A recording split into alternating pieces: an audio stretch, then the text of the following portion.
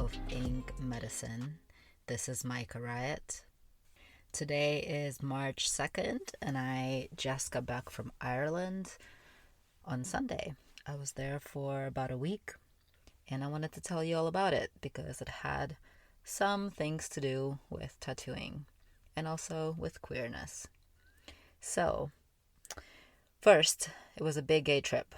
I went there with a couple of my really close friends who now live on the East Coast, and their child, who is 12 and who I love dearly.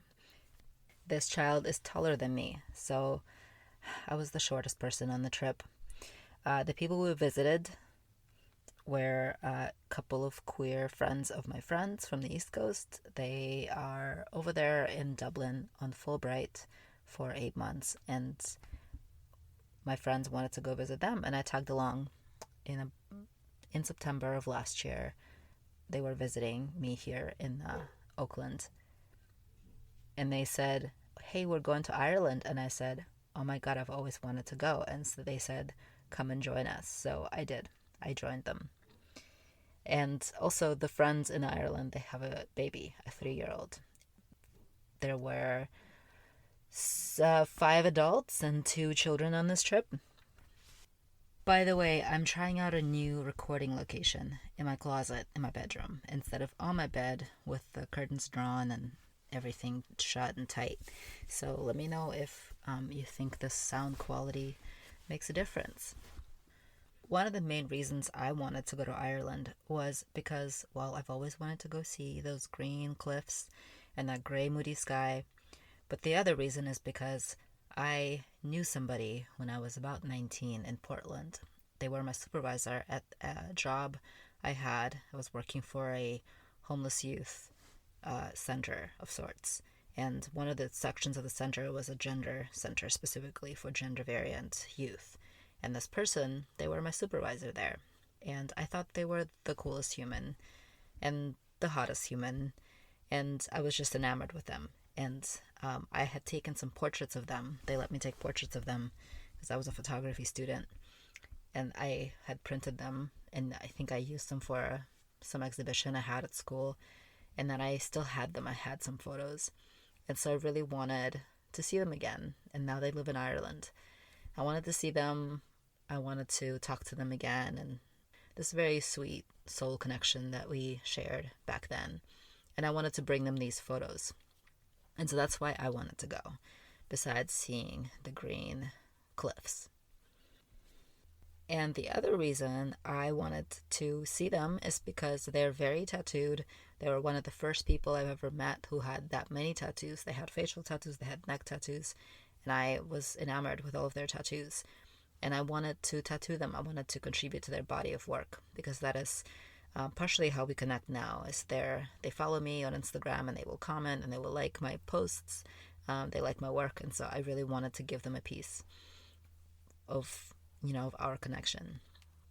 And so originally I was going to do some hand poking on them, but it turned out they wanted something a little bit more extensive. So I brought the full setup. I brought my machine. I brought a power unit. I brought tubes. I brought some needles, some ink, other little bits and pieces I needed. So I really wanted to tattoo them. That was a really good reason, another reason to go. And I brought extra supplies too, just in case. The travel over was really easy. I bought my ticket months in advance. I got a direct flight from SFO to Dublin, 10 hours. So no delays, pretty straightforward, not too much turbulence, pretty easy. Actually, both my flights there and back were like that. I got there, I got in a cab, I went to meet my friends at the house of the next level friends. And those friends on Fulbright, they live in the museum, the Modern Museum of Art. But believe it or not, nobody went inside the museum. I love museums. I go to museums on purpose. We didn't go to the museum. I don't know, just didn't happen. So, first couple days in Dublin, we hung out downtown, saw some churches in the middle of a bunch of stores. Dublin's cool. It's a big, stony, gray, dirty city. It was cool. I enjoyed being there, but it wasn't anything that I would would be in my memory to be like, I must go back to Dublin. We hung out for a couple of days. We had some really good fish and chips. I think that was our first dinner there, was this really yummy fish and chips. And that was it. That was it. And on Monday, we piled into the car, and one of the friends, they had rented this big van to fit all of us. It was five adults, 2 kids, as I said. And so they had rented this big van, and we piled all into it, and we went across the island of Ireland to the coast. On the way to the coast, we stopped at this amazing cemetery, and where else did we stop? I think it was just the one place. It was right by the river, and there was some really amazing, kind of half fallen down, castle-y looking, church-looking buildings. And that's one of the things that really sticks in my memory about Ireland, is that everywhere we went in the countryside, there was this bright, bright green grass, just the brightest green, so lush. And then these gray stones kind of everywhere, low stone walls, and these crumbling buildings from like the 1800s, 1700s, 1600s. Lots of cemeteries, castles. Also, we saw some castles that we weren't allowed to go to, but this look of this bright green grass, these gray stones, and then this very moody gray kind of heavy sky. It's just such a gorgeous sight, really. It was beautiful. It was what I wanted it to be, and it absolutely was that. So we got to the house, and the house, we called it the Short Castle. It was low to the ground, but it was long, and there were 3 bedrooms in a row on one side, bathroom, another bathroom, and then this middle area that was all open plan, kitchen and living room area. And then the other side of the house was the master bedroom, this big bedroom with a bathroom. And it was kind of the perfect size house for us. This gorgeous house, we got there. It's, on a hill overlooking the ocean, just so beautiful. I really should have taken more pictures of this place. It was really incredible, spectacular. I should ask my friends if they had taken some photos of this house. But so we got there, we were like, oh my God, this is the nicest place I've ever stayed in. And the next day, we went on a little excursion. We went to around the area, like within an hour. We went to a chocolate factory, and there wasn't that much to see there, but we bought some chocolate, delicious chocolate. And then we went to a perfumery. In this area, it's called the Burn. It's very kind of wide open spaces, not really trees, just kind of like big expanses, hills, grass. And there's a lot of wildflowers and herbs in this area. And so this perfumery uses the local flowers and herbs to create their scents as an inspiration and also as actual material. And the scents, they were exquisite. I loved them. I smelled a bunch. I bought some samples. And I do have a love for perfume. And so does the kid from my friends, the 12-year-old. She's 11. She loved them too. So actually we ended up getting the same perfume and talking about it and like spritzing my little samples on each other. So yeah, they were really excellent quality perfumes. And I am a fancy perfume bitch. Like, I like my Tom Ford. So I was really impressed with the quality of this perfumery. That was really fun. That was really special. So that night, we were having dinner at my friend's house. Their name is Ewan. They don't. I'm sure they don't mind me saying so. They invited us over for dinner. They were gonna host us, and they are a total food witch. Like, their work is in food, like gender, like transgender activism, and in food justice, and kind of the crossover of those things. And everywhere in their house, there were jars, just jars and jars and jars of fermented, pickled things. It was really cool. So we got there, their cute little house. They had donkeys up front, and we were greeted by their partner and got poured some homemade ale, and brought some wine. So we broke out drinks, we're chatting. It was really cool to see their house. The funny thing about it was that people kept asking me questions like ahead of time, about Ewan, like I don't know, different questions about them, like about their partner. And I knew so little about them, really. Like, first of all, this was 20 years ago. Second, we never talked that much because they were my supervisor. I worked for them. I loved them, like I've had this soul connection with them, but I didn't know a lot about them. So that was funny. So we're all getting to know them at the same time. So we spent the evening chatting, and they fed us the most beautiful meal. They made this dal dish and some rice and then a bunch of pickled, fermented kind of toppings and hot sauces and chili sauces. And there was a garbanzo bean salad that was incredible. So we just ate these huge plates of food that they plated for us. Like, it was so much food, but I wasn't going to leave anything behind. It was so, so good. It was the best meal I'd had, definitely on the trip, but like probably in like months. It was just so good. And everybody was just amazed, at how good it was. Wish I could have that meal. Wish I could have Ewan's food more often than that. And it was such a lovely night, us over there eating the food, talking, having just like the gayest experience ever. I mean, this is a house full of gays. All of us are gay, they're gay, or queer rather, except for the kids. Who knows about the kids? But, big gay trip continues on. And so we decided that they would come the next day and get tattooed by me at the Short Castle. So next day was a chill day. We just, took a little drive. Some friends were coming from the city, coming up. A couple of their friends were coming up. So we basically just stayed in the house. And around, I don't know, like 1 or 2, I broke out my stuff, started setting up. Ewan came. We decided what we're going to tattoo. They wanted some plant work. And I just had just liners on me, just liners, they're little tips. Needles have little tips in them. They're not little brushes, they're tips, so you can make lines.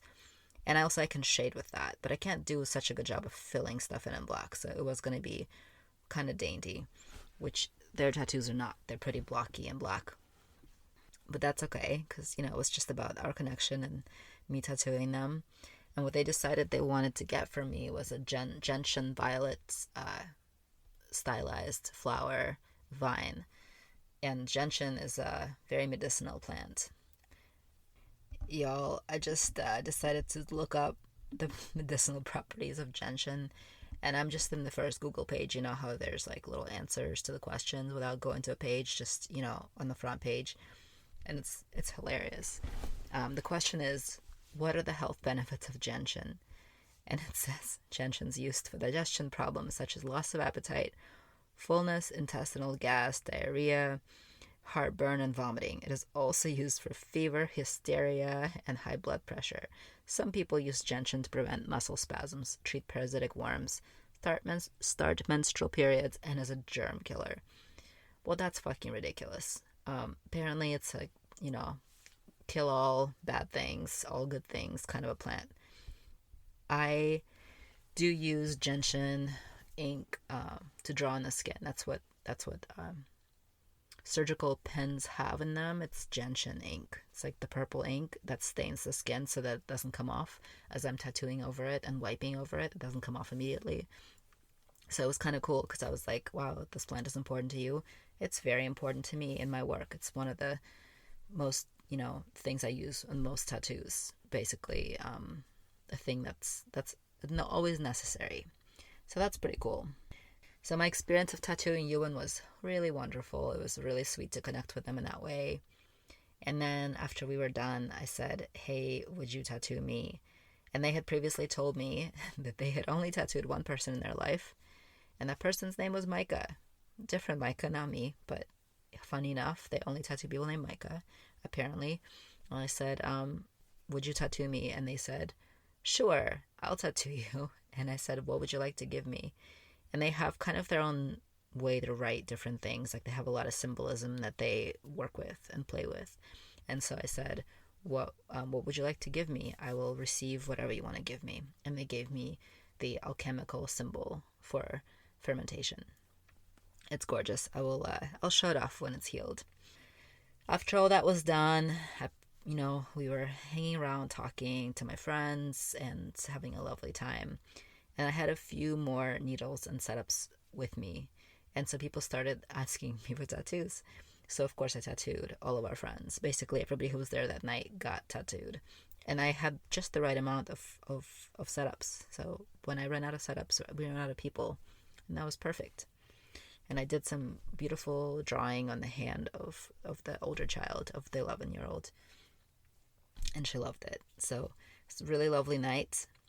And the next day, I got up early. Well, okay, it wasn't early. I got up, I went into the kitchen, and one of the folks that we were visiting was like, hey, why don't we jump in the car and go to the sea and do a quick dip? And I was like, fuck yeah, I'm down for that. And we kind of snuck away so that the 3-year-old wouldn't notice us. She was being watched by the other people in the house. So we snuck away to the sea, the three of us, and we just, got there. It was kind of windy. I mean, we're talking February on the west coast of Ireland. This is the north, right? The sea was cold. It was really cold. But I know how good cold dips are for the body, and I was just excited to have an enlivening experience. So I jumped in. We got in, and we quickly got out, and we got dressed, and we were just like so excited that we did it. We were just yelling the whole time and so excited. It really makes me feel alive swimming in that sea, in cold water. And the next day we did it again, and the next day we did it again. And you know what? I was in so much pain before the sea while we walked around Dublin. Like, I have some foot issues. I have plantar fasciitis, and it was really inflamed. I was in so much pain. Even when I wasn't on my foot, I was in pain. But then after we started dipping in the sea, my pain kind of melted away. It went away. So, there you go. Cold water, really good for inflammation. I loved it. That was one of my favorite parts of the whole trip.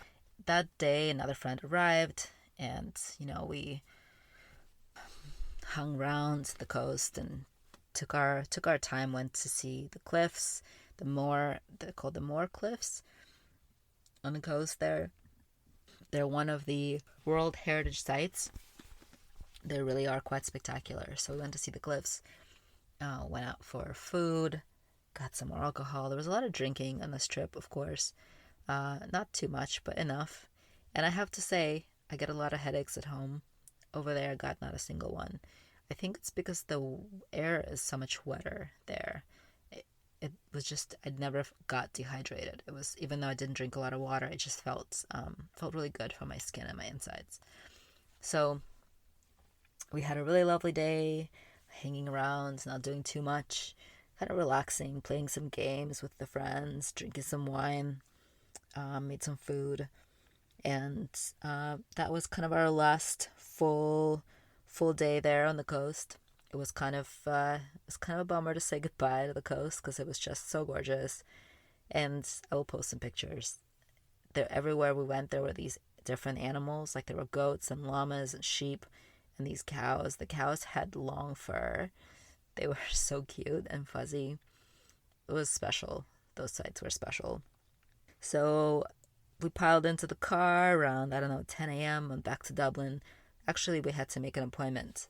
We had discussed getting a tattoo for each of us from the specific artist that I found on Instagram. And we were supposed to get tattooed the Sunday before, and he bailed. The message I got was, hey, I was up all night sick and I can't tattoo you. And I was like, okay, that sucks. I'm sorry you're sick. But then when we asked about Friday, he was like, yeah, totally Friday.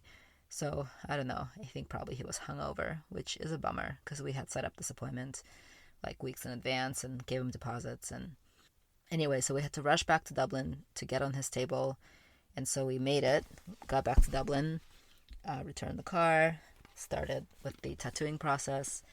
And he ended up tattooing 4 of us out of the 5. We all got some work and it all went fine, but we spent basically most of the evening with him. And then I went off on my own. I knew that I just needed a little time alone to decompress and to have my own experience with the city. And so I got myself a little room in a guest house. Very, very basic, very cheap, but like sufficient. Different part of town where I hadn't been. So I was like, I'm going to figure out the bus system, which I did. So I got on the bus, went to my place, went out for dinner, had a little Italian dinner at a cute little place down the street, a glass of wine, some lamb, read my book, went to an Aldi, which is like a German grocery store, but of course they had all kinds of stuff there that I needed. Got some vegetables, got some bread, got some cold cuts for my breakfast the next day. And because I had another full day in Dublin left on my own, which I love. I love to have a little on my own time when I travel, even when I travel with friends. I went to bed, had a great night's sleep, woke up the next day, got ready. I needed a haircut because my hair was real shaggy. And I noticed there were a couple of barbershops right down the street from where I was staying. So I really wanted to fix my shaggy hair situation. And I went in to this barbershop and I asked, I was like, is it okay that I'm here? Will you cut my hair? And the guy was like, yeah, if you want a guy's haircut, sure. So I sat down, I waited a bit, they gave me a cup of coffee. A young guy who didn't speak much English took me, and I just had to kind of just be like, okay, make it real short and make it a little, like, leave me a little length on top. And he did the most amazing job. I have such a cute haircut for €24, plus I gave him a €10 tip, and he was really surprised, of course, because it's Europe. I have a spectacular haircut. Really cute, really cute. So I got on the bus back into town, and I walked around and I did some shopping. I went to a couple of different stores. I really wanted to hit a couple of stores for local artisanal kind of gifts that I could bring back a few of. So I went to one little shop and it had some prints that I got, and I went to another shop and got some little food things for myself, and yeah, just got a few little gifts for folks back home. And I had also gotten a bunch of little bottles of whiskey, which were so cute, so adorable. And then I made my way to another shop. It was the only non-mass produced, like artisanal co-op style jewelry places that I think it was the only one that I found when I was looking around Dublin for jewelry shops. So I made my way down there. I was kind of out of the way, and they had some really beautiful stuff. None of it really fit me very well. And the ring I ended up getting, I will have to resize, which I'll do myself. I got myself a really beautiful gold ring. It's this beautiful little shield, kind of a medieval shield of protection ring. Just the metal and no stones, nothing. Really beautiful work, beautiful texture, really lovely, just so lovely. And the person who owns the jewelry shop is a jeweler, and he was like, this artist, I think this is a top artist working in Ireland today in jewelry. So I was happy to have a piece from her. And I also got something from my partner. It was really sweet. I think she'll really enjoy it. And then I made my way to our friend's house. So we hung out. My other friends had left by that point. They had flown out that morning, but I had an extra day that I booked myself so I could do this kind of a thing, wander around by myself, shop, not really worry about anyone else's schedule.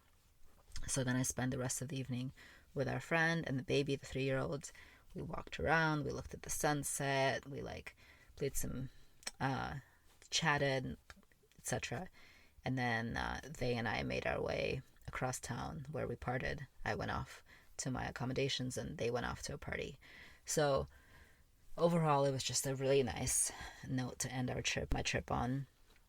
I had such a sweet time. I really loved the connections that I made with these friends in Ireland and the friends that came and visited.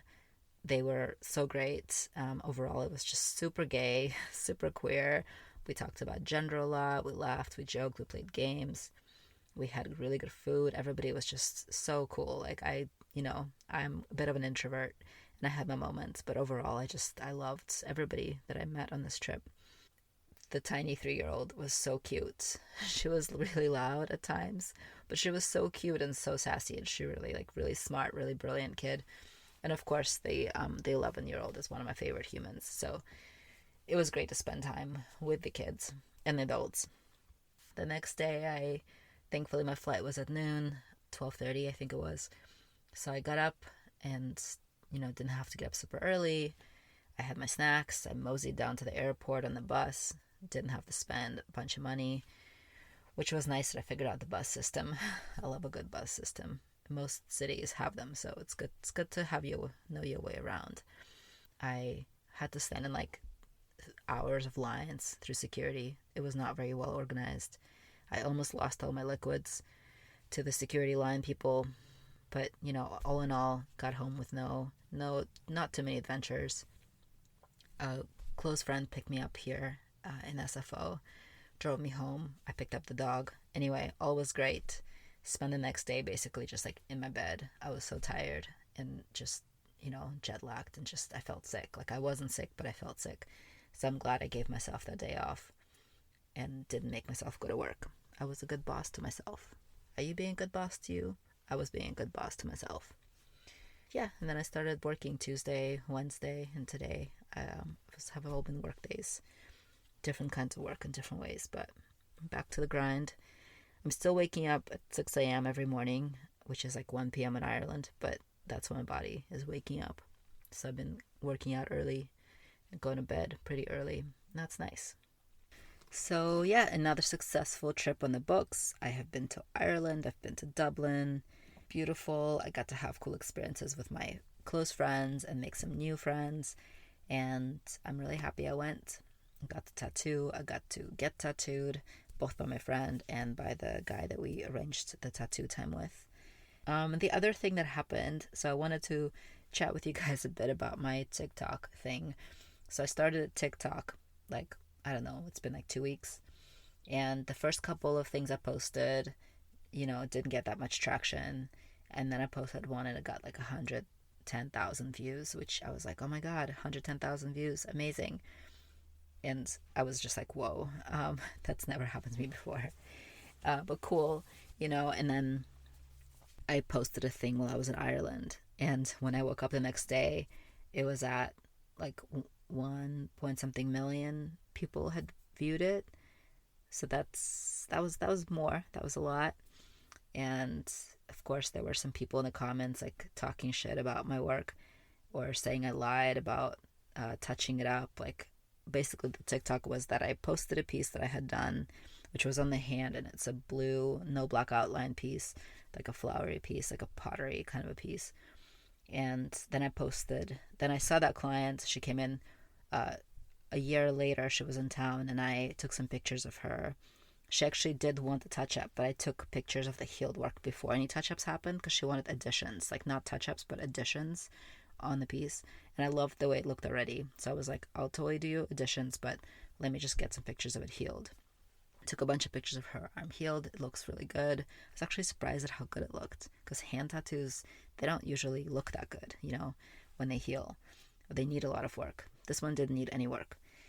So I did some pictures of her healed hand and then did my little additions that she wanted, and that was it. So I didn't post the additions, I just posted it when it was healed. And people were just like jumping down my throat, like being like, this person lied, they touched it up, clearly it couldn't look this good a year later. Of course they touched it up, see, it's raised. And I'm like, of course it's not raised, why would I lie, that's ridiculous.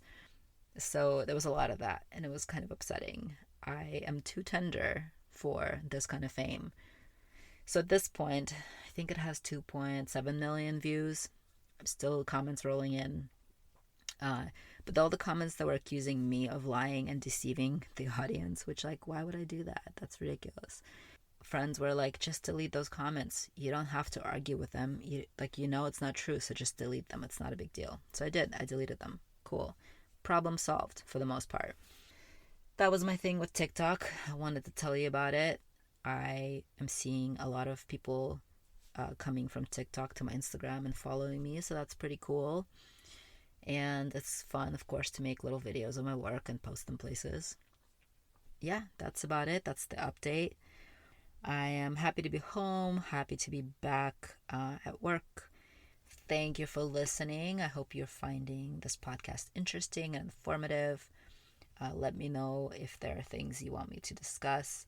If you have questions, you can find me on Instagram at Micah Riot. This podcast is Ink Medicine. It is produced by me, Micah Riot. It is edited by me. The music is by Black Lion Beats.